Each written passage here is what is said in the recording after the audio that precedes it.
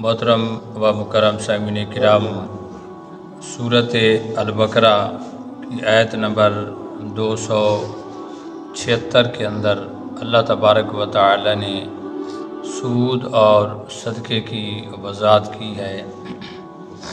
لوگ کہتے ہیں کہ سود پہ بہت زیادہ پرافٹ ملتا ہے، بڑا نفع ہوتا ہے، ہمارے لیے فائدے کا سامان لاتا ہے۔ حالانکہ اللہ تعالیٰ نے قرآن کریم کے اندر فرمایا کہ نہیں، سود تمہارے لیے گھاٹا لاتا ہے، نقصان کا سامان پیدا کرتا ہے، تمہارے لیے دین اور دنیا کی تباہی اور بربادی کا سبب بنتا ہے۔ صدقہ تمہیں دنیا میں بھی کامیابیاں دیتا ہے اور آخرت میں بھی تمہیں جنت عطا کر دیتا ہے۔ حضرات گرامی، خالق کائنات نے قرآن پاک کے اندر اسی چیز کا ذکر کیا کہ یمحق اللہ الربا، اللہ تعالیٰ سود کو مٹاتا ہے، ویربی الصدقات، اور صدقے کو اللہ تعالیٰ جو ہے وہ بڑھاتا ہے۔ صدقہ جو ہے یہ بندے کے لیے فائدہ کا سما ہے۔ اب اللہ کہتا ہے کہ میں سود کو مٹاتا ہوں، بندہ سود کو پروان چڑھائے تو گویا وہ اللہ تعالیٰ کے ساتھ اعلان جنگ کر رہا ہے، اللہ کے ساتھ لڑائی مول لینا چاہتا ہے، اللہ تعالیٰ کے بنائے ہوئے قوانین کی وہ خلاف ورزی کرنا چاہتا ہے، تو وہ گویا اللہ تعالیٰ کے مد مقابل آ گیا، اللہ تعالیٰ کے سامنے آ کر کھڑا ہو گیا۔ اللہ خود کہتا ہے میں سود کو مٹاتا ہوں اور صدقات و خیرات کو میں بڑھاتا ہوں۔ صدقہ جو ہے یہ بندے کے لیے فائدے کا سامان لاتا ہے۔ آپ کسی کو ادھار دینا چاہتے ہیں، اس پہ سود نہ لیں، آپ اس کو جو ہے اس کی آسانی کے لیے 2 مہینے 4 مہینے سال اس کو ادھار دے دیں۔ اللہ نے آپ کو گنجائش دی ہے تو آپ کو اللہ نے رزق دیا ہے، گندم لیتا ہے، چنے لیتا ہے، نقدی رقم لیتا ہے، کوئی بھی چیز ادھاری لیتا ہے تو بغیر سود کے دیں، بغیر سود کے کاروبار کریں اور بغیر سود کے اپنی زندگی کو گزاریں۔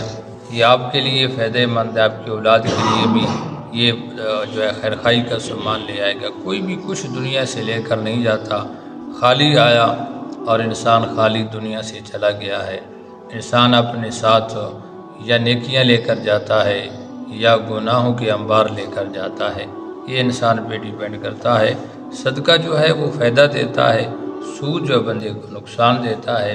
صدقے کے بارے میں شعب الایمان کی حدیث ہے، انس بن مالک قال قال رسول اللہ صلی اللہ علیہ وسلم باکر بالصدقہ، میرے آقا علیہ السلام کے صاحب انس بن مالک راوی ہیں کہ آقا علیہ السلام نے فرمایا کہ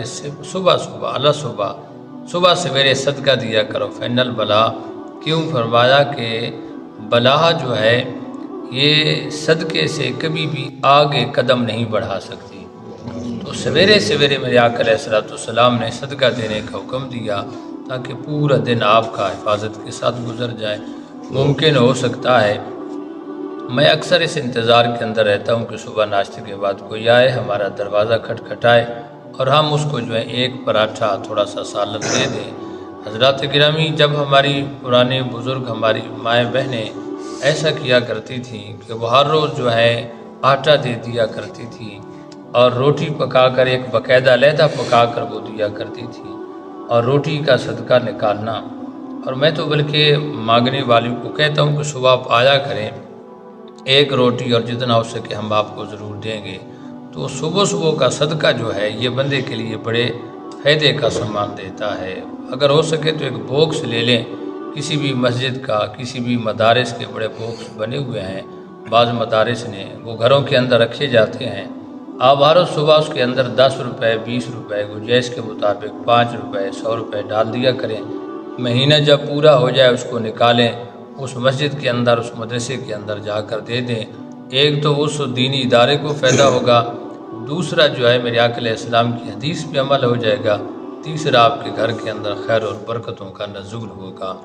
اللہ صبح کا صدقہ بندے کو فائدہ دیتا ہے، اور صدقہ ویسے بھی ہے، امام منذری رحمہ اللہ ترغیب و ترہیب کے اندر حدیث نقل فرمائی، میرے آقا علیہ السلام نے فرمایا، حدیث کا مفہوم ہے کہ صدقہ بندے کی عمر کو بڑھا دیتا ہے، عمر میں اضافے کا سبب بنتا ہے، یعنی انسان کی عمر کے اندر برکت آ جاتی ہے۔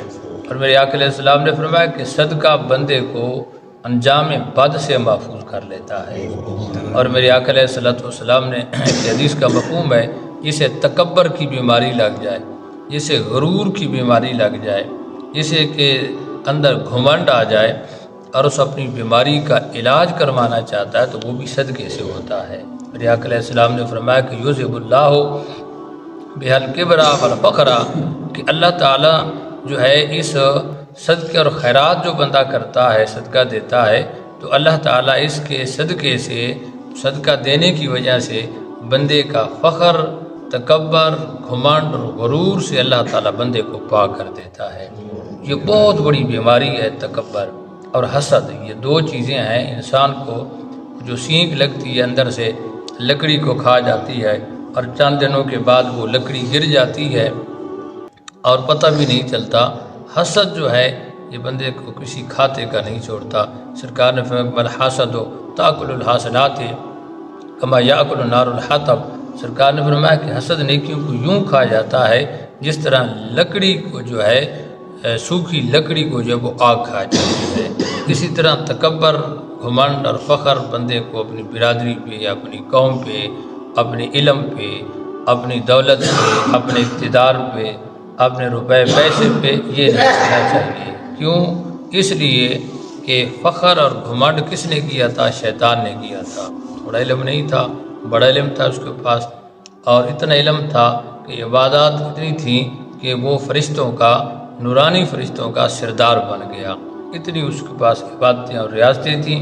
لیکن جب تکبر کیا، فخر اور گھمنڈ کے اندر آیا کہ میں اس آدم علیہ السلام سے بہتر ہوں، اللہ نے کہا سجدہ کرو، اس نے انکار کر دیا، میں اس سے افضل اور اعلیٰ ہوں، اس کو مٹی سے بنایا، مجھے تو نے آگ سے بنایا، میں افضل ہوں، تو بس اس کی ساری ریاضت، اس کی عبادت بیکار ہو گئی۔